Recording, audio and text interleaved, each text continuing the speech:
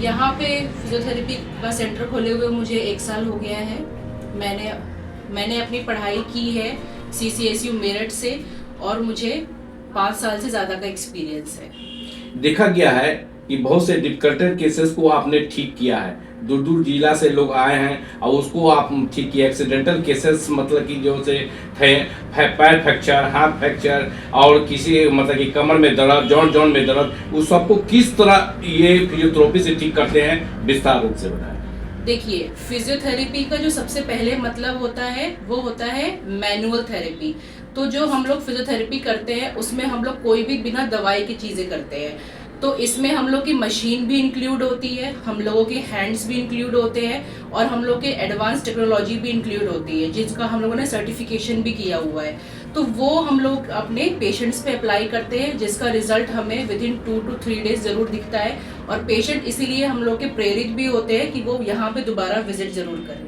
मतलब कि होता है फ्रैक्चर, तो प्लास्टर होने के बाद मतलब कि ऑर्थो के डॉक्टर सलाह देते हैं कि फिजियोथेरेपी कराइए, फिजियोथेरेपी के पास जाइए तब आपका सही होगा। तो ये कहाँ तक सही है वो बताएं। जी, आजकल डॉक्टर्स भी जैसे जो अपना पार्ट करते हैं, जैसे उन्होंने अपनी सर्जरी कर दी, न्यूरो वाले जो सर्जन होते हैं वो अपनी सर्जरी करते हैं, लेकिन उसके बाद जो पूरा पार्ट होता है कहीं ना कहीं वो फिजियोथेरेपी पे ही डिपेंड करता है। जैसे मान लीजिए न्यूरो के केसेस होते हैं जो आपके दिमाग से रिलेटेड होते हैं, या फिर जैसे आपके एक्सीडेंट होते हैं, रोड ट्रैफिक एक्सीडेंट होते हैं आपके, या फिर जैसे मान लीजिए चलते फिरते में आपका फ्रैक्चर हो जाता है, तो उसमें भी बाद में फिजियोथेरेपी ही नीड होती है। कहीं कहीं पे तो ये भी होता है कि हमारी ग्रेड अगर 1 और 2 तक भी अगर फ्रैक्चर होता है, या फिर हमारी जो क्या बोलते हैं जो सर्जरीज होती हैं जिसमें सर्जरी करने की ज़रूरत नहीं पड़ती है, वहाँ पे भी फिजियोथेरेपी ही काम आती है, जिसमें हमारे सर्जरी की नीड नहीं होती है। देखने में बहुत से डिफिकल्ट केसों को आपने देखा है और रोगी आपके पास में आते हैं। अभी जो ठंड जा रहा है, गर्मी आ रहा है, इस सीजन में मतलब कि जो है मौसम में मतलब कि जो है से सब पैरालिसिस मार देता है, ये सुनने में आता है, क्या ये सच्चाई है? हाँ, ये बहुत एक बड़ी सच्चाई है। सबसे ज़्यादा इसमें जो हमारी दिक्कत होती है उसमें हमारी विंटर्स में होती है, मतलब सर्दी में होती है, और जो ये जाती वाली सर्दी होती है, जो बसंत वाला जो हमारा सीजन होता है उसमें होता है। क्योंकि इसमें जो होता है ना, पेशेंट की जो वेन्स होती हैं, जो नर्व्स होती हैं, कहीं ना कहीं वो ब्लॉक होने के चांसेस होती हैं, क्योंकि ठंड इतनी एक्सट्रीम होती है, या फिर जैसे गर्मी भी होती है। तो उस टाइम पे जो हमारे पैरालिसिस के पेशेंट होते हैं, जिनको हम लोग स्ट्रोक बोलते हैं, वो केसेस ज़्यादा होते हैं। अभी सारा चीज होता है, तो वो ऐसे युवाओं से क्या अपील करना चाहेंगे? मैं सबसे पहले उन युवाओं से यही अपील करना चाहती हूँ कि सबसे पहले एक तो अपना पोस्चर आप अपना करेक्ट करके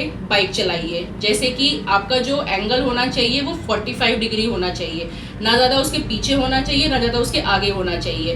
तो वो एक अगर आइडियल पोस्चर अगर आप लोग बना के चलेंगे तो उसमें आपके लिए ज़्यादा आपके लिए राहत रहेगा। दूसरी चीज़ ये है कि अगर हम लोग ड्राइव करते हैं, जैसे हम लोग कार में ड्राइव करते हैं या फिर बाइक में ड्राइव करते हैं, तो अपनी वॉलेट्स को आप लोग पीछे ना रख के अपने आगे वाले पॉकेट में रखिए, क्योंकि उससे भी हमारे पीछे अगर हम लोग रखते हैं और हम लोग बहुत लेट तक ड्राइव भी करते हैं, मतलब जैसे 2 घंटे 3 घंटे, तो उससे भी हमारे नर्व कंप्रेस होने के चांसेस होते हैं। तो मैं आप लोग को ये सजेस्ट करूँगी कि आप लोग ये चीज़ थोड़ा सा अवॉइड करिए। मैं डॉक्टर ऋषु कुमारी, BPT MPT स्पोर्ट्स, आप लोग को डॉक्टर फिजियो की तरफ से महाशिवरात्रि की बहुत बहुत बधाई देती हूँ। और मैं आप लोगों से निवेदन करती हूँ कि जितने भी मुजफ्फरपुर वासी है, या आप लोग जितने भी एक दूसरे को जानते हैं, जहाँ तक भी ये आप पहुँच पाए, आप लोग मुझे अपना सेवा का मौका ज़रूर दें। आप लोग को गारंटीड में यहाँ पे आपको अपना ट्रीटमेंट मिलेगा और आपको इसका इलाज भी पूरा मिलेगा और बिना दवाई के मिलेगा।